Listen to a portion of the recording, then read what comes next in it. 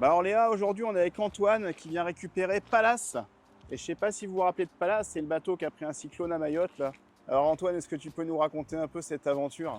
Bah oui, j'ai acheté Pallas en 2023 dans le but d'être à Mayotte tout simplement. Donc il est tout de suite parti en conteneur vers Mayotte. J'ai passé 2 ans super là-bas, voilà, c'était génial.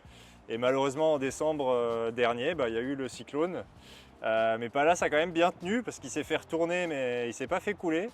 Contrairement à la grande majorité des bateaux qui étaient C'est sur autour le de mouillage, lui. ouais. Sur le mouillage. Et puis du coup, on l'a retourné. Il était un peu amoché, mais il s'est fait retaper ici. Et je vais bientôt le prendre pour repartir. Et là il part à...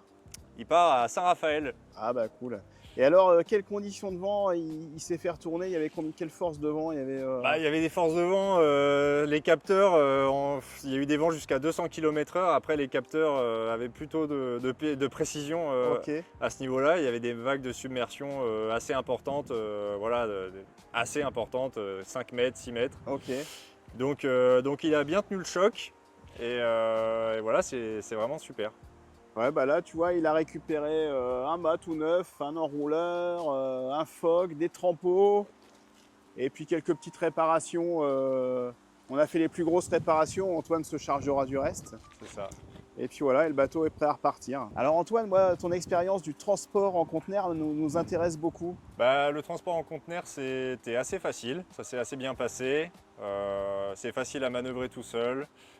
Une personne démonte et deux copains qui tiennent le flotteur. Pour la mise en conteneur, Et ouais. après, ça rentre dans le conteneur. Le conteneur, il supporte facilement le format là, quoi. Ouais. Et là-bas, arrivé là-bas, pas de difficulté. Pas de difficulté pour remonter, c'est tout pareil, mais à l'inverse. Ouais, ouais. Voilà. Et après, t'es parti avec la voiture, le mettre sur la cale de mise à l'eau et compagnie. Exactement. Après, on le remonte, on le remet sur la remorque et puis mise à l'eau, facile. Ok, super. Voilà. En une demi-heure, c'est fait, quoi. Super. Et alors à Mayotte, t'as pu faire quoi là-bas? Alors à Mayotte, j'ai fait pas mal de bivouac. Le petit rando du bateau, il est super pratique pour aller dans les petites criques, dans les Ouais. petits endroits où des gros bateaux ne peuvent pas aller. Et puis à ce moment-là, on sort la glacière et puis, Ouais, ouais. et puis voilà. Ok. Donc Super. il y a des lagons là-bas, ouais? Il y a beaucoup. C'est un lagon. C'est un lagon, ouais. C'était Ok. un lagon. Les eaux sont abritées. Et Ok. pour la nave, c'est super. Ok. Voilà. Eh ben merci beaucoup.